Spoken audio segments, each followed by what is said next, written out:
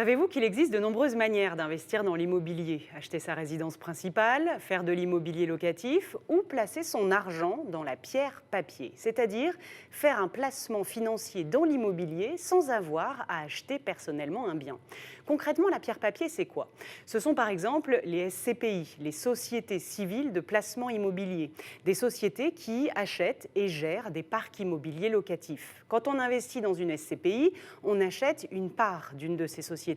Et c'est finalement assez proche d'un investissement dans la pierre traditionnelle, avec même quelques avantages supplémentaires. D'abord, cela permet de faire un placement immobilier avec un ticket d'entrée relativement modeste.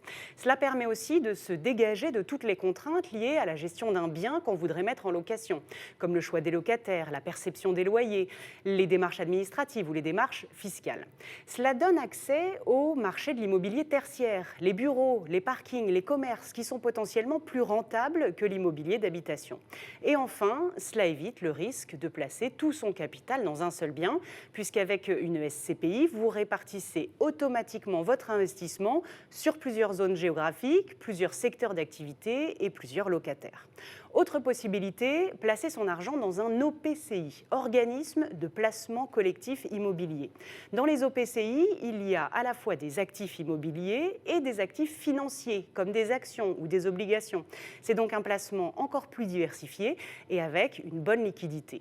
La pierre papier, c'est donc un investissement globalement peu contraignant et avec de bonnes perspectives de rendement. Ces dernières années, par exemple, le rendement moyen en France était autour de 4%, voire légèrement au-dessus, c'est-à-dire 4 fois plus que le livret A.